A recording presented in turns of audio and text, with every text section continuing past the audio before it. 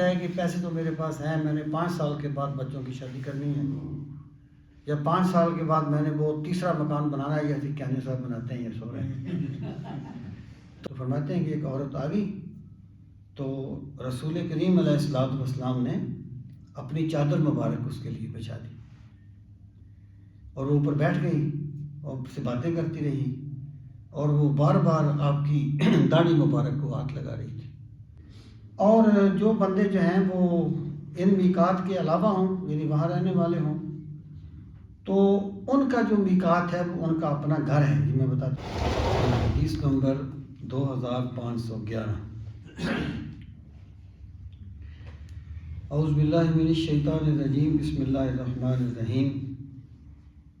وعن ابن عباس رضی اللہ عنہما قال وقت رسول اللہ صلی اللہ علیہ وسلم لأہل المدینہ ذا الحلیفہ ولأہل الشام الجحفہ ولأہل نجد قرن المنازل ولأہل الیمن یلملم فہن لہن۔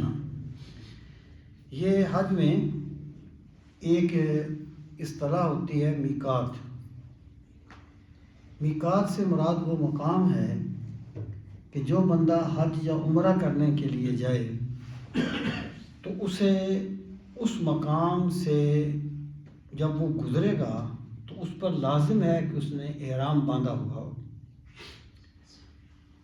اور جو پاکستان کا میقات ہے یہ یلملم ہے، کیونکہ وہ جہاز میں آتا ہے، اس وقت احرام باندھنا ممکن نہیں ہوتا یا بہت ہی مشکل ہوتا ہے، اس لیے ہمارے جو حاجی ہیں یا عمرہ کرنے والے لوگ یہ یہیں سے احرام باندھ کے جہاز میں بیٹھتے ہیں۔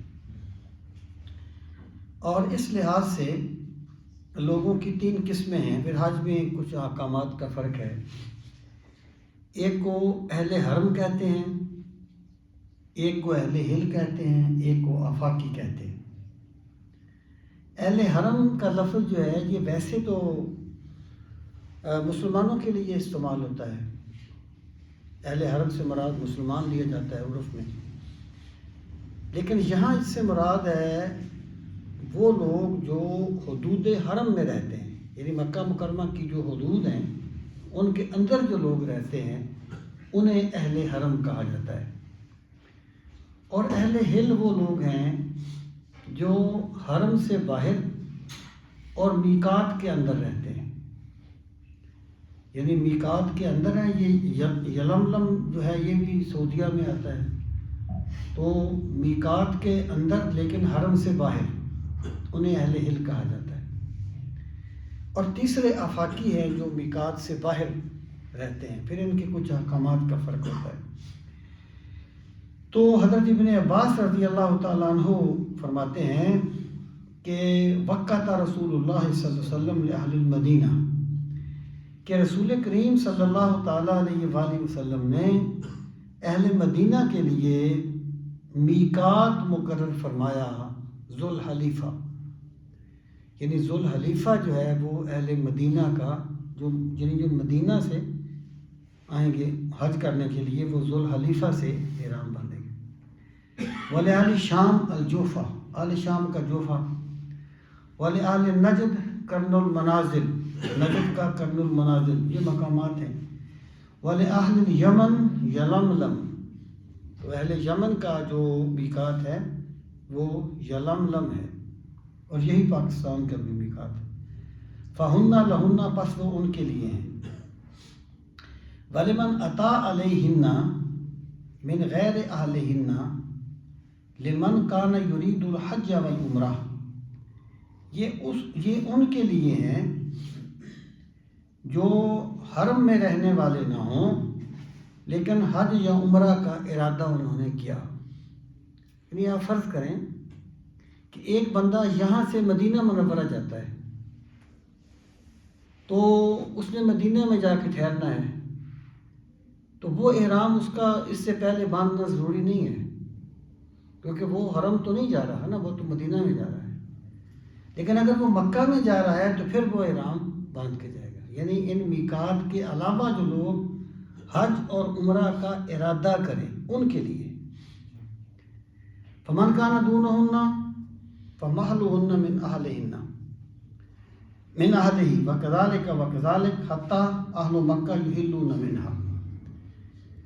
اور جو بندے جو ہیں وہ ان میقات کے علاوہ ہوں، یعنی وہاں رہنے والے ہوں، تو ان کا جو میقات ہے وہ ان کا اپنا گھر ہے. یہ میں بتاتا ہوں. وکذالک اسی طریقے سے حتی اہل مکہ یحلون منہا، یہاں تک کہ اہل مکہ سے احرام باندھیں گے. یہ جو احرام اہل مکہ نے مکہ سے باندھنا ہے یہ حج کا احرام ہے، عمرے کا نہیں. عمرے کا احرام انہیں باہر جا کے مسجد عائشہ، آج کل مسجد عائشہ سے باندھا جاتا ہے. یہ وہ جگہ ہے مسجد عائشہ، جب حضرت عائشہ صدیقہ رضی اللہ تعالی عنہ نے عمرہ کرنا چاہا تو وہ مکہ سے باہر گئیں، جہاں پر یہ مسجد ہے وہاں انہوں نے نوافل پڑھے اور پھر وہ وہاں سے انہوں نے احرام باندھا. تو اس جگہ کو آج کل وہاں مسجد ہے، مسجد عائشہ. اگر مکہ میں مقیم بندہ احرام باندھنا یعنی عمرہ کرنا چاہے گا تو وہ مسجد عائشہ سے جا کے احرام باندھے گا.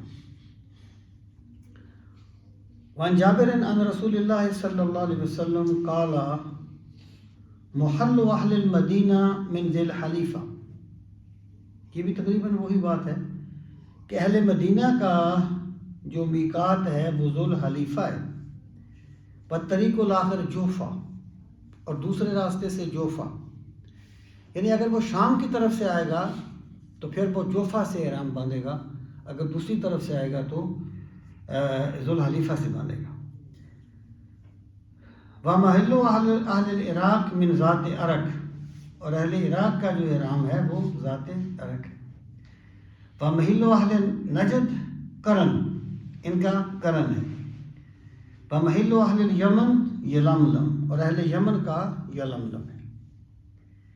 وعن انس رضی اللہ تعالیٰ عنہ قال اعتمر رسول اللہ صلی اللہ علیہ وسلم 4 عمرہ کلہن فی ذی القعدہ الا التی کانت مع حجتہ.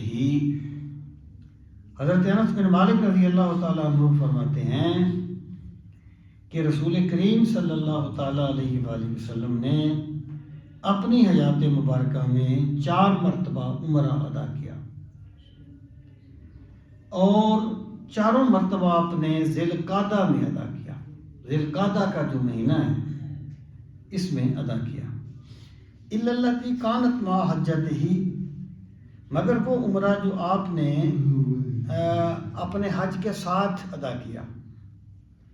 یعنی جب رسول کریم صلی اللہ تعالیٰ علیہ وآلہ وسلم حج کے لیے تشریف لائے تھے تو آپ بالکل 28 یا 29 ذی القعدہ کو تشریف لائے تھے، اور مکہ میں آپ نے 2 ہفتے قیام نہیں فرمایا تھا کہ بندہ وہاں مقیم بن جائے. تو وہ عمرہ جو تھا وہ آپ نے ذی القعدہ میں نہیں کیا. الا التی کانت مع حجتہ، عمرہ من الحدیبیہ فی ذی القعدہ. ایک عمرہ آپ نے یعنی حدیبیہ، جو صلح حدیبیہ ہوئی تھی 6 میں، وہاں مسلمان گئے تھے عمرہ کرنے کے لیے، پھر قریش نے رکاوٹ ڈال دی، پھر وہ صلح حدیبیہ کا معاہدہ ہوا، پھر 7 میں وہاں پر سرکار تشریف لائے، مسلمان سارے آئے تو پھر انہوں نے عمرہ کیا. تو یہ بھی ذو القعدہ کا مہینہ تھا. عمرہ من العام المقبل فی ذی القعدہ، یعنی اگر 7 میں آپ نے یہ عمرہ کیا تو 8 میں پھر آپ نے عمرہ کیا آنے والے سال، یہ بھی ذی القعدہ میں کیا. وہ عمرہ من الجیرانہ، اور ایک عمرہ آپ نے جیرانہ کے مقام سے کیا. حیثو قسم غنائم حنین فی ذی القعدہ، جب آپ نے حنین کے غنائم کو تقسیم کیا. یہ جو جنگ حنین ہوئی تھی بہت زیادہ مسلمانوں کو مال غنیمت ملا تھا، اور وہ آپ نے پھر تقسیم کیا لوگوں میں. اسی جب آپ وہاں قیام فرمایا ہوا تھا آپ نے کہ یہ لوگ میرے پاس آئیں اور یہ آ کے اسلام قبول کر لیں تاکہ میں ان کا مال انہیں واپس کر دوں، یا کوئی طریقہ نکالیں. جو وہ نہیں آئے، بعد میں آئے تھے. اور حضرت حلیمہ سعدیہ اسی موقع پر آپ کی خدمت میں حاضر ہوئی تھی، یہ جو جارانہ میں جب آپ مال تقسیم کر رہے تھے. تو صحابہ کرام فرماتے ہیں کہ دیکھیں رسول کریم صلی اللہ علیہ وسلم ایک تو اتنے بڑے لشکر کے سپہ سالار ہیں مادی طور پر، اور پھر ایک فاتح کی حیثیت سے وہاں ٹھہرے ہوئے، تو فرماتے ہیں کہ ایک عورت آ گئی تو رسول کریم علیہ الصلوۃ والسلام نے اپنی چادر مبارک اس کے لیے بچھا دی، اور وہ اوپر بیٹھ گئی اور اس سے باتیں کرتی رہی، اور وہ بار بار آپ کی داڑھی مبارک کو ہاتھ لگا رہی تھی۔ ظاہر ہے وہ ایک ماں تھی نا، ایک طرح کی رضائی ماں تھی، تو بار بار وہ داڑھی مبارک کو ہاتھ لگا رہی تھی۔ صحابہ کرام فرماتے ہیں ہمیں بڑا عجیب لگ رہا تھا، لیکن سرکار نے ان کی باتیں بڑے توجہ سے سنی اور بڑی شفقت سے سنی۔ جب وہ چلی گئیں تو صحابہ کرام نے پوچھا یہ کون تھی؟ تو آپ نے فرمایا یہ میری ماں حلیمہ سعدیہ تھی۔ تو یہ جرانہ کے مقام پر آپ کے پاس حاضر ہوئی تھی۔ عمرہ من الجیرانہ حیث قسم غنائم حنین فی ذی القعدہ، اور ایک عمرہ آپ نے جیرانہ سے کیا جب آپ نے غنائم تقسیم کی۔ یاد رکھنا کہ رسول کریم صلی اللہ علیہ وسلم نے حج جو کیا نا، حج فرض ہونے کے بعد وہ ایک حج کیا، یعنی ایک یہ ہے کہ حج تو اس وقت بھی ہوتا تھا، یہ الگ بات ہے ان کے طریقے مشرکانہ تھے۔ ممکن ہے رسول کریم صلی اللہ علیہ وسلم نے ان مشرکانہ طریقوں سے دور رہتے ہوئے آپ نے حج نہ کیا، اور ممکن ہے آپ نے ان مشرکانہ طریقوں سے ہٹ کر فطرت کے اور یعنی جو اللہ کا منشا ہے اس کے مطابق حج کیا، یعنی اس میں کوئی وضاحت نہیں ہے۔ بہت سی چیزیں ایسی ہیں جن میں کوئی 2 اور 2 4 کی طرح نہیں کہا جا سکتا، یہ بس ایک فگر چل پڑتا ہے، وہ چل پڑتا ہے، چلتا رہتا ہے۔ تو مطلب یہ ہے کہ یہ جو ایک حج آپ نے کیا، اس سے مراد یہ ہے کہ یہ حج فرض ہونے کے بعد آپ نے ایک حج کیا۔ 8 ہجری میں حج فرض ہوا ہے، نہیں 9 میں حج فرض ہوا ہے، اور 9 میں سیدنا ابو بکر صدیق رضی اللہ تعالیٰ عنہ امیر حج بن کر تشریف لائے۔ 10 ہجری میں سرکار نے حج فرمایا جس کو حجۃ الوداع کہتے ہیں، اور 11 کی ابتدا میں آپ کا وصال ہو گیا۔ تو یہ حج جو تھا یہ یعنی حج فرض ہونے کے بعد کی بات ہے۔ وعن البراء بن عازب قال ائتمر رسول اللہ صلی اللہ علیہ وسلم فی ذی القعدہ قبل ان یحج مرتین، کہ حضرت رسول کریم صلی اللہ تعالیٰ علیہ وآلہ وسلم نے ذی القعدہ میں حج کرنے سے پہلے، یعنی حج کرنے سے پہلے ذی القعدہ میں آپ نے 2 مرتبہ عمرہ کیا۔ حج کرنے سے پہلے ذی القعدہ کے مہینے میں آپ نے 2 مرتبہ عمرہ کیا۔ اس سے یہ چیز ثابت ہوتی ہے کہ بار بار عمرہ کرنا جو ہے یہ کوئی اسلامی مزاج کے خلاف نہیں ہے، بلکہ یہ سرکار کی سنت بھی ہے۔ وعن ابن عباس رضی اللہ تعالیٰ عنہ قال قال رسول اللہ صلی اللہ علیہ وسلم یا ایھا الناس ان اللہ کتب علیکم الحج۔ حضرت ابن عباس رضی اللہ تعالیٰ عنہ فرماتے ہیں کہ رسول کریم صلی اللہ تعالیٰ علیہ وآلہ وسلم نے فرمایا اے لوگو، اللہ نے تم پر حج فرض کر دیا ہے۔ فقام الاقرع بن حابس، اقرع بن حابس کھڑے ہوئے، فقالا، اور کہنے لگے افی کل عام یا رسول اللہ صلی اللہ علیہ وسلم، اے اللہ کے رسول صلی اللہ علیہ وسلم، کیا ہر سال حج کرنا فرض ہے؟ جب حضرت ابراہیم علیہ السلام نے بیت اللہ شریف کی تعمیر مکمل کی، شاید میں نے کبھی پہلے بھی آپ کو بتایا ہوگا کہ یہ انہوں نے بیت اللہ کو پہلی مرتبہ نہیں بنایا تھا، بلکہ بیت اللہ شریف کی پہلی عمارت تو فرشتوں نے بنائی تھی جب حضرت آدم زمین پر تشریف لائے۔ بیت المعمور فرشتوں کا قبلہ ہے، جہاں پر فرشتے طواف کرتے ہیں، اور جب حضرت آدم زمین پر آئے تو آپ نے اللہ تعالیٰ سے عرض کیا کہ مالک، وہاں تیرا ایک گھر ہے جہاں فرشتے طواف کرتے ہیں، زمین میں بھی اپنا ایک گھر بنا جہاں تیرے بندے طواف کریں۔ تو فرشتوں نے آ کے پہلی مرتبہ بیت اللہ شریف کی عمارت یا بیت اللہ شریف کو تعمیر کیا۔ اس کے بعد پھر مختلف دور گزرے، کئی مرتبہ منہدم ہوا، کبھی سیلاب آ گیا، تو تو حضرت ابراہیم علیہ السلام نے بیت اللہ شریف کو انہی بنیادوں پر ان کی تعمیر نو کی تھی جن پر پہلے بیت اللہ شریف تھا۔ انہوں نے جب اپنی اولاد کو وہاں پر حضرت اسماعیل کو اور حضرت ہاجرہ کو جب وہاں پر آباد کیا تھا تو دعا یہ مانگی تھی، رب انی اسکنت من ذریتی بواد غیر ذی زرع عند بیتک المحرم، کیونکہ وہاں بیت اللہ تو نہیں ہے۔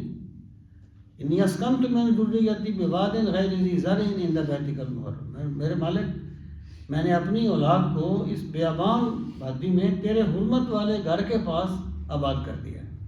یعنی اس کا مطلب یہ ہے کہ حرمت والا گھر ایکچولی وہاں پر پہلے بھی تھا، اگرچہ عمارت نہیں تھی۔ اچھا، پھر جب جو بات میں آپ کو بتانے لگا تھا، جب آپ نے بیت اللہ شریف کی عمارت تعمیر کر لی تو اللہ پاک نے فرمایا کہ پہاڑی پہ کھڑے ہو جاؤ اور لوگوں کو بتاؤ کہ لوگوں اللہ نے اپنا گھر بنایا ہے، تم اس کے حج کے لیے آؤ، اعلان کرو، اذن فی الناس بالحج۔ تو حضرت ابراہیم نے عرض کیا کہ میرے مالک ہے، میں یہاں کھڑا ہو کے اعلان کر دیتا ہوں، میری آواز کہاں تک جائے گی؟ تو اللہ پاک نے فرمایا کہ تم پہاڑی پہ کھڑے ہو کے اعلان کرو، تمہاری آواز پوری دنیا میں پہنچاؤں گا، عالم ارحام میں بھی اور عالم ارواح میں بھی۔ تو اس طریقے سے اللہ تعالیٰ نے یعنی حضرت خلیل سے اس کا اعلان فرمایا۔ تو رسول کریم علیہ السلام حج کی فرضیت کو بیان کرتے ہیں۔ آپ نے فرمایا کتب علیکم الحج، اللہ نے تم پر حج فرض کر دیا ہے۔ فقام اقرا بن حابس، تو اقرا بن حابس جو تھے وہ کھڑے ہو گئے۔ فقال، اور کہنے لگے، افی کل عام یا رسول اللہ، اے اللہ کے رسول صلی اللہ علیہ وسلم، کیا ہر سال حج کرنا فرض ہے؟ کالا، آپ نے فرمایا لو قلتھا نعم، اگر میں کہہ دیتا ہاں، لواجبت، تو حج فرض ہو جاتا، یعنی اگر میں ہاں کہہ دیتا تو اللہ حج کو فرض کر دیتا۔ فلو وجبت لم تعملوا بها، اور اگر ہر سال یہ فرض ہوتا تم اس پہ عمل نہ کر سکتے، یعنی مہنگائی کے اعتبار سے، وقت کے اعتبار سے، تھکاوٹ کے اعتبار سے، اس لیے اللہ تعالیٰ نے ہر سال حج فرض نہیں کیا۔ دیکھیں، آپ ذرا غور فرمائیں کہ نماز اللہ پاک نے دن میں 5 مرتبہ لازم کیا ہے، زکوٰۃ سال میں 1 مرتبہ کیا ہے، حج جو ہے یہ روزہ سال میں 1 مہینہ کیا ہے، لیکن حج زندگی میں 1 مرتبہ کیا ہے۔ اس کا مطلب یہ ہے کہ اللہ تعالیٰ نے حج میں وہ برکتیں رکھی ہیں کہ اگر بندہ زندگی کے کسی مرحلے میں حقیقت میں حج کر لے، یعنی وہ ریاکاری سے پاک ہو، حج کی روح کے مطابق حج کر لے، تو اس کی پوری زندگی کو سنوارنے کے لیے کافی ہے۔ اللہ تعالیٰ نے جو یعنی عبادات میں فرق رکھا ہے کہ روزے 1 مہینہ ہیں، اس کی وجہ تو ہے نا آخر۔ اب دیکھیں کہ نماز جو ہے جی دن میں 5 مرتبہ ہے، تاکہ بندے کو احساس رہے کہ میں رب کا بندہ ہوں۔ میں اگر دکان پہ جاؤں گا نا واپس، پھر میں نے نماز کے لیے، پھر میں نے اللہ کے، اس کو بار بار احساس رہے۔ اور روزے جو ہیں وہ 1 مہینہ رکھے ہیں مسلسل۔ اس کی وجہ یہ ہے کہ اس میں روزوں میں ایک تربیت کا پہلو پایا جاتا ہے، یعنی قوت بہیمیہ کو کمزور کرنے کا۔ اگر اس طریقے سے ہوتا کہ جی ہر مہینے میں تم 4 روزے رکھ لو، تو وہ مقصد حاصل نہ ہوتا جس کی وجہ سے جو روزے کا اصل مقصد ہے کہ روحانیت مضبوط ہو اور قوت بہیمیہ جو ہے وہ کمزور ہو۔ تو اس لیے اللہ تعالیٰ نے وہ مسلسل 1 مہینے کے رکھے ہیں۔ تو اللہ تعالیٰ کے ہر کام میں حکمتیں ہوتی ہیں۔ تو حج اس لیے 1 مرتبہ رکھا گیا کہ اگر بندہ صحیح طریقے سے اسے ادا کر لے تو یہ اس کی زندگی سنوارنے کے لیے کافی ہوتا ہے۔ وعن علی رضی اللہ تعالیٰ عنہ قال قال رسول اللہ صلی اللہ علیہ وسلم من ملک زادا وراحلۃ تبلغه الى بیت اللہ ولم یحج فلا علیہ ان یموت یہودیا او نصرانیا فذلك ان اللہ تبارک و تعالی یقول وَلِلَّهِ عَلَى النَّاسِ حِجُّ الْبَيْتِ مَنِ اسْتَطَاعَ إِلَيْهِ سَبِيلًا۔ حضرت علی فرماتے ہیں کہ رسول کریم صلی اللہ تعالیٰ علیہ وآلہ وسلم نے فرمایا کہ من ملک زادن، جس بندے کے پاس زاد راہ ہو، زاد راہ سے مراد ہے خرچہ، یعنی اتنے اخراجات ہوں کہ وہ حج کے لیے جا سکے اور آ سکے، اور اس درمیان میں اپنے اہل خانہ کو خرچ دے کے جائے۔ کہ پاکستان کے بعض لوگ، بلوچستان کے بالخصوص، وہ بھیک مانگنے کے لیے جاتے ہیں آج کے موقع پر۔ مطلب یہ ہے کہ یہ تو پھر بالکل ایک عبادت کی روح کی بالکل مخالف ہوگی نا بات۔ اللہ پاک نے تو لازم ہی نہیں کیا جس بندے کے پاس اخراجات نہ ہوں، تو بندہ وہاں جا کر اس لیے جائے کہ وہ بھیک مانگے گا، تو یہ تو پھر اس نے بالکل ہی کام کو الٹ کر دیا۔ تو آپ نے فرمایا کہ جس بندے کے پاس زاد راہ ہو اور وراحلتن، اور ایک ایسی سواری ہو، تبلغہ الی بیت اللہ، جو اسے پہنچا سکے اللہ تعالیٰ کے گھر تک۔ اب ظاہر سواری نہیں ہے تو سامان سفر، اتنے پیسے جو وہ جہاز کا ٹکٹ دے سکے، ولم یحج، اس کے باوجود وہ حج نہ کرے، فلا علیہ، تو اس پر کچھ نہیں ہے، ان یموت یہودیًا او نصرانیًا، تو اس کے لیے برابر ہے کہ وہ یہودی ہو کے مرے یا عیسائی ہو کے مرے۔ اچھا، یہاں پر پہلی بات تو یہ ہے، چلے پہلے ذرا اس حدیث پاک کو دیکھ لیں۔ فَذَلِكَ أَنَّ اللَّهَ تَبَارَكَ وَتَعَالَى يَقُولُ، اور یہ اس لیے ہے کہ اللہ تعالیٰ نے ارشاد فرمایا، وَلِلَّهِ عَلَى النَّاسِ حِجُّ الْبَيْتِ مَنِ اسْتَطَاعَ إِلَيْهِ سَبِيلًا، اور لوگوں پر اللہ کی رضا کے لیے بیت اللہ شریف کا حج کرنا لازم ہے، من استطاع الیہ سبیلا، اس بندے پر جو طاقت رکھے اللہ کے گھر میں جانے کی۔ رواہ الترمذی، اسے ترمذی نے روایت کیا۔ وقال ھذا حدیث غریب، انہوں نے کہا یہ حدیث غریب ہے۔ یہ غریب ہمارا اردو والا غریب نہیں، مطلب اس میں غرابت، اجنبی پن پایا جاتا ہے۔ وفی اسنادہ مقال، اس کی سند پر کلام کیا گیا ہے۔ وحلال بن عبداللہ مجہول، جس کا ایک راوی ہے حلال بن عبداللہ جو مجہول ہے، مجہول بندے کی روایت مشکوک ہوتی ہے۔ والحارث یضاعف فی الحدیث، دوسرا راوی حارث ہے جو حدیث میں ضعف سے کام لیتا ہے، یعنی یہ اس پہ سند آ گئی۔ اچھا، میں جو بات عرض کرنا چاہتا ہوں کہ معتزلہ وغیرہ نے ایسی چیزوں سے استدلال کرتے ہوئے یہ کہا کہ جو بندہ حج نہیں کرتا وہ کافر ہو جاتا ہے۔ حالانکہ حقیقت یہ ہے کہ حج نہ کرنا اور چیز ہے اور حج کا انکار کرنا اور چیز ہے۔ قرآن و سنت کے اس پر واضح شواہد ہیں کہ ایمان اور ہے اور اعمال صالحہ اور ہے۔ تو اگر یہ حدیث پاک صحیح بھی ہوتی تو تب بھی ہم یہ کہہ سکتے تھے دیگر احادیث اور اسلامی دلائل کی روشنی میں کہ یہاں صرف ایک مبالغہ کا اسلوب اختیار کیا گیا ہے۔ جیسے رسول کریم علیہ الصلوۃ والسلام نے فرمایا لا دین لمن لا عہد لہ، جو بندہ اپنا وعدہ پورا نہیں کرتا اس کا کوئی دین نہیں ہے۔ اس کا یہ مطلب نہیں ہے کہ وہ کافر ہو گیا ہے۔ جیسے ایک باپ اپنے نافرمان بیٹے کو کہتا ہے جا تیرا مجھ سے کوئی تعلق نہیں ہے، تعلق تو ہے، وہ اس پر شدید غضب کا اظہار کرتا ہے۔ اگر اس کی سند اس پائے کی بھی ہوتی تو تب بھی اسے مبالغہ پر معمول کیا جاتا یا اس کو ایک ترغیبی پہلو میں لیا جاتا، لیکن اس کی سند جو ہے وہ ہی اس قابل نہیں ہے کہ اس پر کوئی بنیاد رکھی جائے۔ مراد صرف اور صرف یہ ہے کہ حج کی استطاعت ہوتے ہوئے حج نہ کرنا یہ بندہ مومن کی شان نہیں ہے۔ وعن ابن عباس رضی اللہ تعالیٰ عنہما قال قال رسول اللہ صلی اللہ علیہ وسلم ضرورت فی الاسلام اسلام میں کوئی رہبانیت نہیں ہے. یعنی اگر کوئی بندہ یہ سمجھتا ہے کہ میں سارا کچھ چھوڑ کے جا کے جنگلوں میں بیٹھ جاؤں اور مجھے کیا پڑی ہے، یہی میرا حج ہے، یہی میرا جہاد ہے، جنگلوں میں بیٹھ گیا ہوں، اس کی کوئی گنجائش اسلام میں نہیں ہے.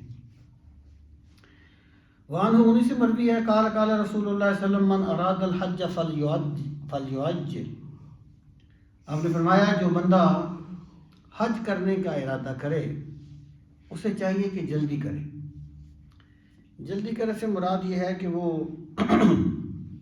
اگر خام کا لیٹ کرے گا تو نہ جانے زندگی کب ختم ہو جائے اور کب جو ہے بندہ اللہ کی بارگاہ میں پہنچ جائے. تو جس بندے پر فرض ہو حج اس کو چاہیے کہ وہ جلدی سے. اور ویسے بھی یعنی کبھی آپ غور فرمانا، جن بندوں کے مزاج میں ہوتا ہے نا عبادات میں تاخیر کرنا، نماز پڑھنی ہے تو پڑھ لیتے ہیں یار، پڑھ لیتے ہیں یار. ایون نماز کی بات نہیں ہے، کھانا کھانا ہے کھا لیتے ہیں یار، کھا لیتے ہیں یار. وہ بڑا بڑا کچھ اور ہو جاتا ہے. بندوں کا مزاج ہوتا ہے، ان بندوں کی زندگی میں برکت نہیں ہوتی، یعنی ان کو کچھ حاصل نہیں ہوتا. اور اللہ تعالیٰ کی بارگاہ میں حاضری جو ہے یہ تو بندے کو ترجیحات پر رکھنا چاہیے، اولین ترجیح ہونی چاہیے بندے کی. تو آپ نے فرمایا کہ وہ فرض کریں گے ایک بندے پر حج فرض ہوا ہے اور فرض کریں کہ اس کی کسی عزیز کی شادی آ گئی ہے ان دنوں میں، وہ کہتا ہے یار یہ میں شادی اٹینڈ کرتا ہوں، اگلے سال حج کر لیں گے. اور اگر وہ مر جاتا ہے تو وہ گناہ گار ہوگا، کیونکہ اس پہ شادی اٹینڈ کرنا فرض نہیں تھا، اس پہ حج کرنا فرض تھا. اور اگر ایک بندے پر اس فرض کریں کہ 4 مہینے پہلے وہ صاحب استطاعت ہوا، اس کا خیال تھا کہ میں اس سال حج کرتا ہوں، لیکن وہ فوت ہو جاتا ہے، تو انشاءاللہ اللہ اسے حاجیوں میں اٹھائے گا. اللہ تعالیٰ تو نیتیں دیکھتا ہے. اور ابن مسعود رضی اللہ تعالیٰ عنہما قال قال رسول اللہ صلی اللہ علیہ وسلم تابعوا بین الحج والعمرہ. حج اور عمرہ کے درمیان مطابعت کرو. مطابعت سے مراد یہ ہے کہ یعنی جتنا تم کر سکتے ہو حج اور عمرہ وہ کرو. فإنهما ينفيان الفقر والذنوب كما ينفي الكير خبث الحديد والذهب والفضة. یہ دونوں فقر اور تنگ دستی اور گناہوں کو اس طرح ختم کر دیتے ہیں جیسے بھٹی لوہے چاندی اور سونے کا جو خبث ہے، یعنی اس میں جو کھوٹ ہے اس کو ختم کر دیتی ہے. بھٹی پر جب سونے کو رکھا جاتا ہے تو میل اوپر آ جاتی ہے، لوہا بھی اس طریقے سے. تو فرمایا جس طریقے سے وہ کھوٹ کو ختم کر دیتے ہیں اسی طرح یہ غربت اور گناہوں کو ختم کر دیتے ہیں. وَلَيْسَ لِلْحَجَّةِ الْمَبْرُورَةِ ثَوَابٌ إِلَّا الْجَنَّةِ. اور حج مبرور کا ثواب جنت کے سوا کچھ نہیں ہے. رواہ احمد و ابن ماجہ جی. عن ابن عمر رضی اللہ تعالی عنہما قال جاء رجل الى النبي صلی اللہ علیہ وسلم فقال یا رسول اللہ ما یوجب الحج.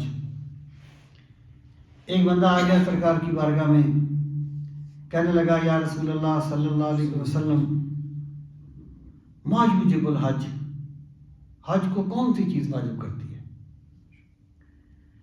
فقال، آپ نے فرمایا الزاد والراحلہ، کہ اس کے پاس زاد راہ ہو اور اس کے پاس سواری ہو.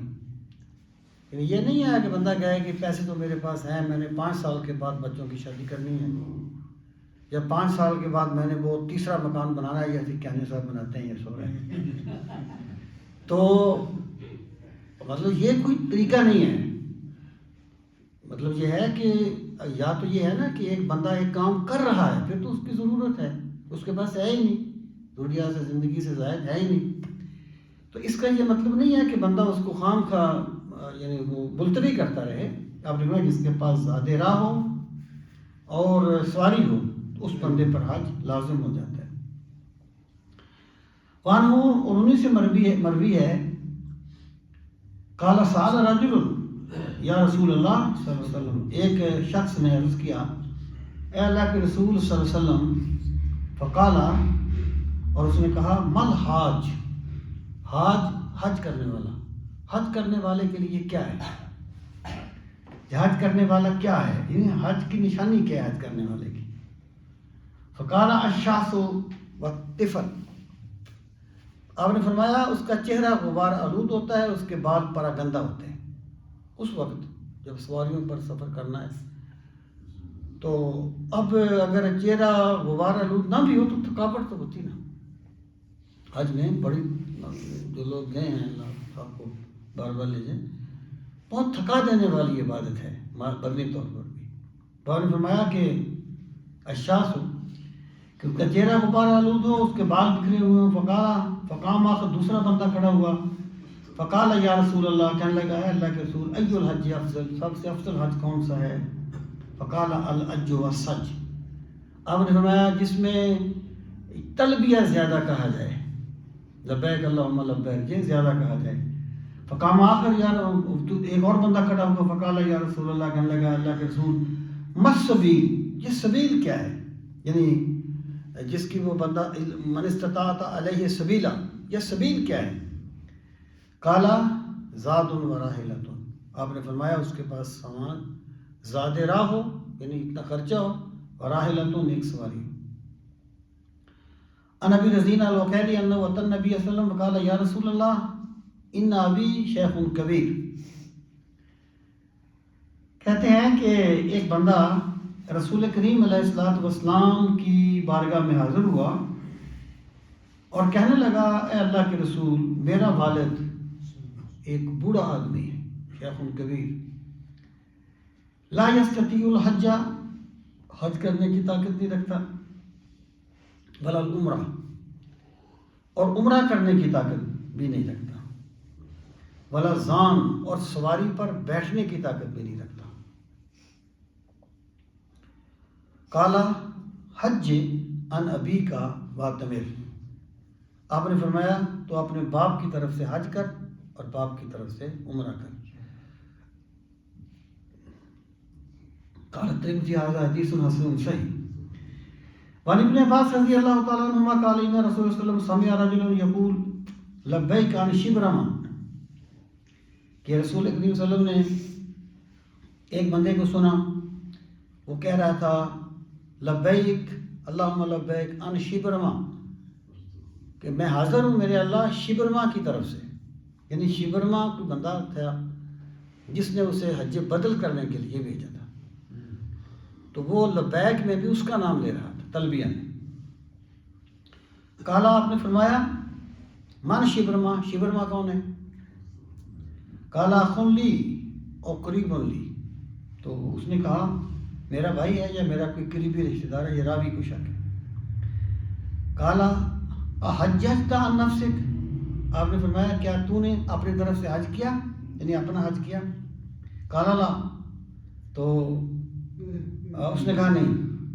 کالا حج عن نفسک ثم حج عن شبرما، آپ نے فرمایا کہ پہلے اپنی طرف سے حج کر اور پھر شبرما کی طرف سے حج کر۔ اچھا، یہ جو مسئلہ ہے یہ شاید پہلے بھی میں نے آپ کو عرض کیا ہو۔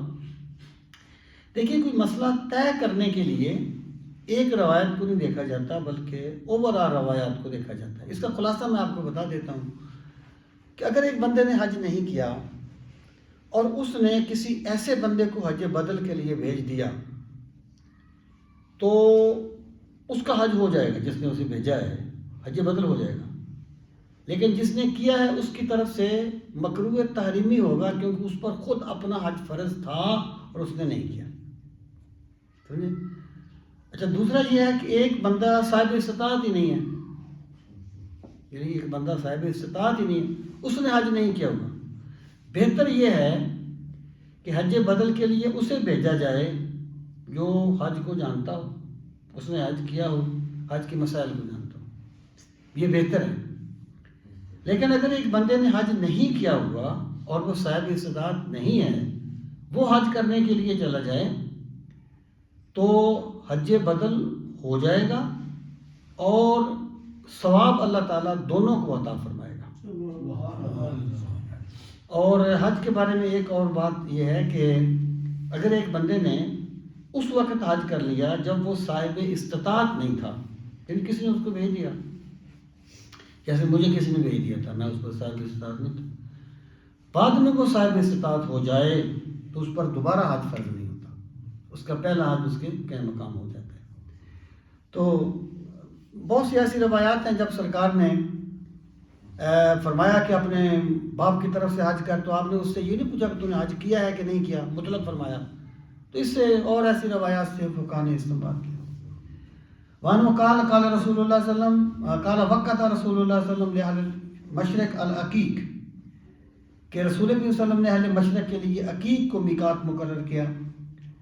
ان رسول اللہ صلی اللہ علیہ وسلم وقت اہل العراق ذات عرق، اور اہل عراق کے لیے ذات عرق کو.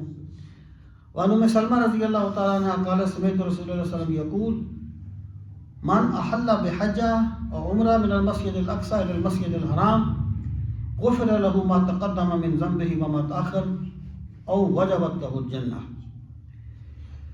آپ نے فرمایا جس بندے نے حج کا احرام باندھا یا عمرے کا احرام باندھا مسجد اقصی سے مسجد حرام تک، یعنی ایک تو مسجد اقصی بذات خود ایک مسلمانوں کا قبلہ اولی ہے، اور دوسرا پھر وہ جو راستہ ہے وہ مدینہ منورہ سے ہو کے مکہ مکرمہ کی طرف جاتا ہے. تو یعنی اس میں پھر فضیلت در فضیلت آ گئی. تو آپ نے فرمایا غفر له ما تقدم من ذنبه، تو اللہ تعالیٰ اس کے پہلے گناہوں کو معاف فرما دے گا، وما تاخر، اور بعد والوں کو بھی معاف فرما دے گا، اور وجبت له الجنہ، اور اس کے لیے جنت واجب ہو جائے گی. اللہ تعالیٰ ہمیں دین کا فہم صحیح نصیب کرے.